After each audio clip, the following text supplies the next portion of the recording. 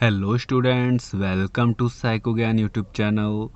इससे पहले की वीडियो में हम पर्सनैलिटी और पर्सनैलिटी के टाइप्स को डिस्कस कर चुके हैं।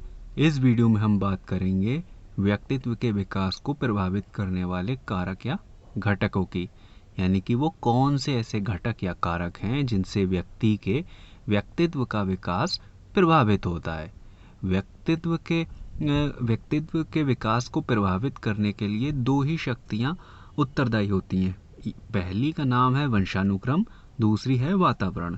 वंशानुक्रम यानी कि जेनेटिक्स, वो सारे गुण, वो सारी चीज़ें जो हमें हमारे पूर्वजों से मिलती हैं।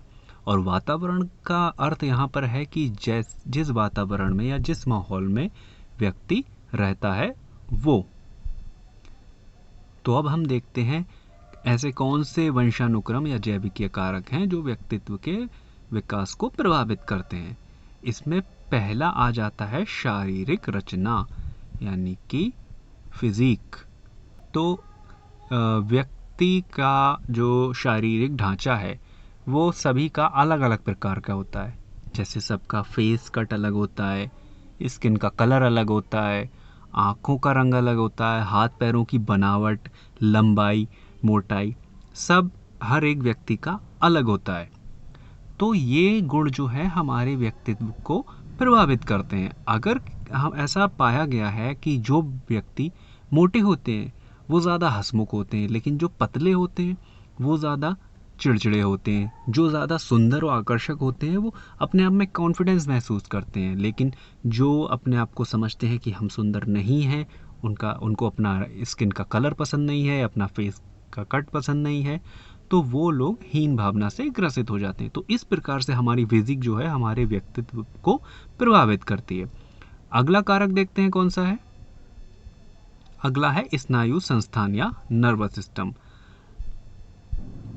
स्नायु संस्थान या नर्वस सिस्टम व्यक्ति की मानसिक और शारीरिक क्रियाओं को कंट्रोल करता है। मानसिक या शारीरिक क्रियाओं के लिए जिम्मेदार रहता है। जैसे कि व्यक्ति की स्मृति, यानी कि उसकी मेमोरी कैसी होगी, और उसके सोचने समझने की शक्ति, यानी कि थिंकिंग कैपेसिटी उसकी कैसी है, ये सारी चीज़ें स्नायु संस्थान या नर्वस सिस्टम पर डिपेंड करती हैं। तो इन सब चीज़ों से कि व्यक्ति कैसा सोचता है, उसकी मेमोरी कैसी है, उसका कॉग्निशन कैसा है, इन सब चीज़ों का असर भी व्यक्ति के व्यक्तित्व पर पड़ता है। अगला देखते हैं। अगला है ग्रंथि। ग्रंथियां हमारे शरीर में दो प्रकार की पाई जाती हैं। पहली होती है नलिका विहीन ग्रंथियां,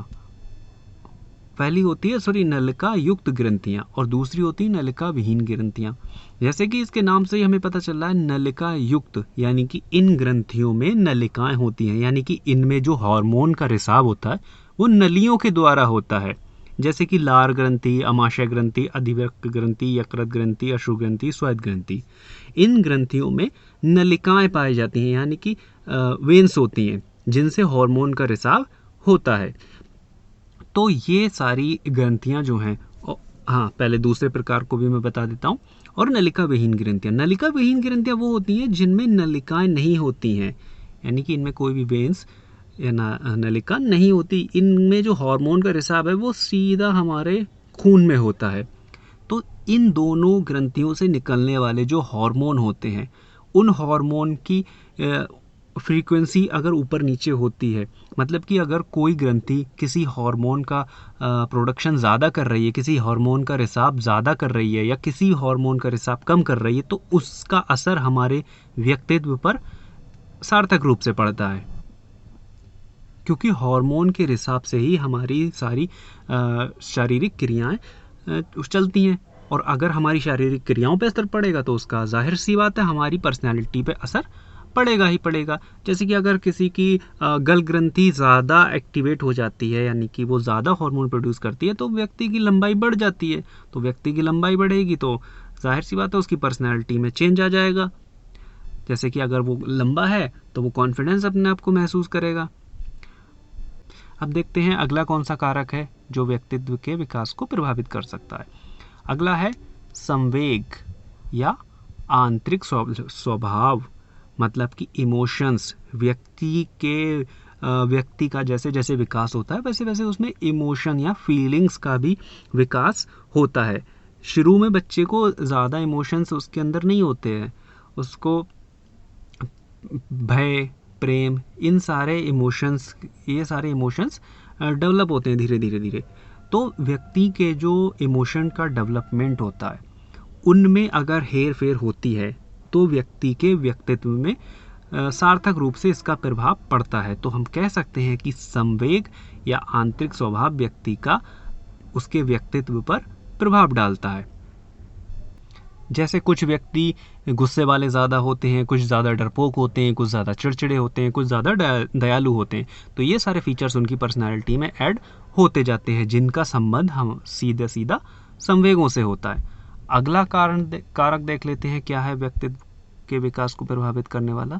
इसमें मूल प्रवृत्तियाँ हमें जन्मजात प्राप्त होती हैं। मूल प्रवृत्तियाँ जो हैं हमारे लिए एक बल की तरह काम करती हैं और हमें किसी भी काम को करने के लिए प्रेरित करती हैं, जैसे कि भूख, प्यास, ये सारी चीज़ें मूल प्रवृत्तियाँ हैं और इन सब का ये सब भी हमारे व्यक्तित्व के विकास को प्रभावित करते हैं। इस वीडियो में हम इतना ही देखेंगे। Thanks for watching.